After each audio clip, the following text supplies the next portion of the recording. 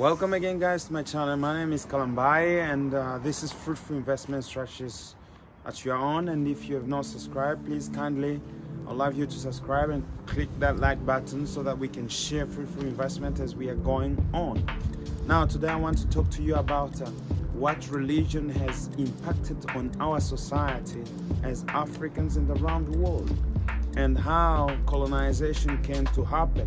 You know, sometimes and many times we blame the colonizers, we blame, the Americans and all those people of what maybe they have done and what they're doing right now.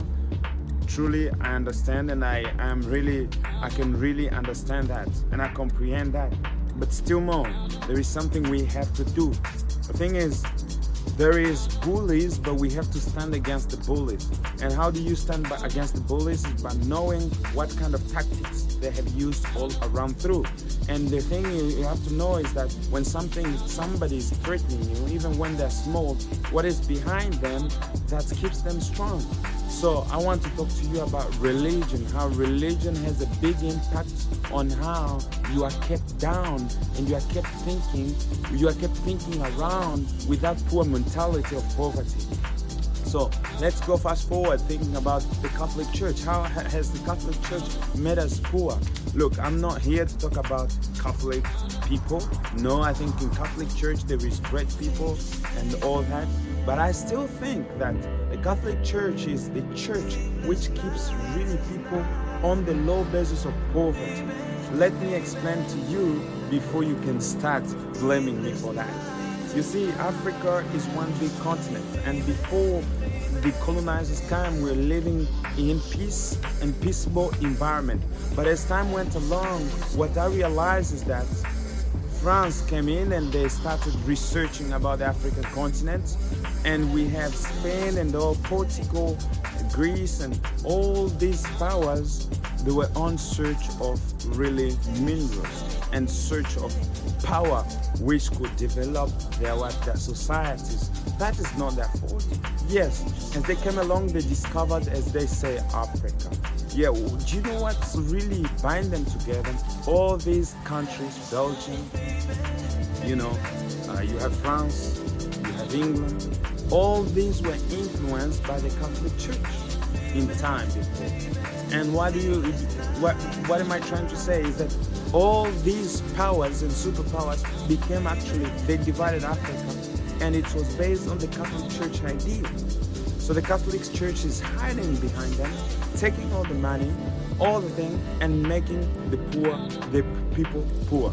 Now, you may not agree with me, but let me give you an example. 56%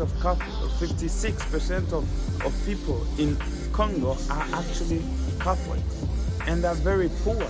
But you see, in Congo, there is much more richer Catholic institutions, churches which are built, which have never been built anywhere. Where does the money come from? It comes from the Congolese community who are paying for that. Hospitals in that country, the government cannot build good hospitals to provide for the population, but the best hospitals, they're provided by the Catholic Church. So you see, Catholic Church provides for the best infrastructure, the best security, the best of everything that the people need. And you can go like that in every other country. Brazil, for example, it's one of the poorest countries in South America and in the world, even though it's evolving and all the cartels and all that. But who is actually keeping it low? It's the Catholic Church taking the money. Well, did you know that the richest country in the world is the Vatican? Why is the Vatican the richest country in the world? Yes, because the Vatican takes indulgences. Indeed, in time before, they introduced indulgences to collect money from the poor, and saying that they will actually, if they had sinned, the only way to go to heaven and to get out of hell is by paying indulgences. And we saw that people started paying indulgences, and people are still yet paying indulgences today. You see how poverty has kept us. You see how the Catholic Church has kept us down. And who is the richest man?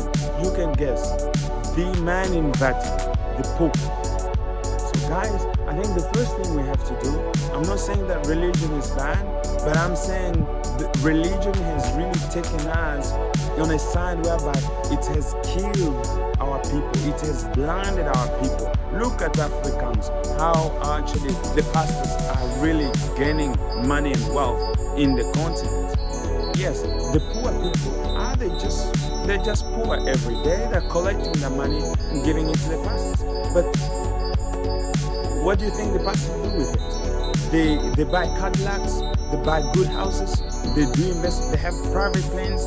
That's what they do with it. Religion has really impoverished our people. The thing is, we have to get outside of religion. We have to get to break the code of religion, because in religion they told you that, okay, being poor is going to heaven.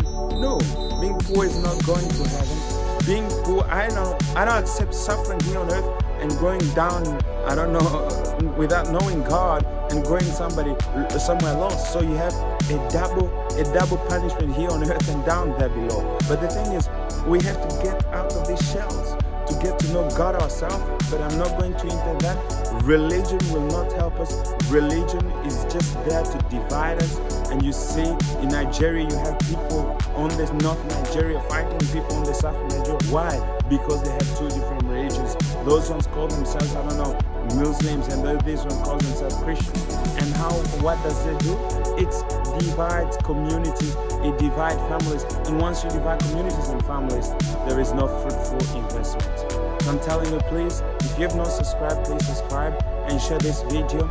We want to change the mindset of the people so that actually we can have good and fruitful investment all across the world. Now, this video is not based on shaming any one other religion, but it's just to educate and to bring you to realize that really religion can make you poor. Thank you, and join us on the next one.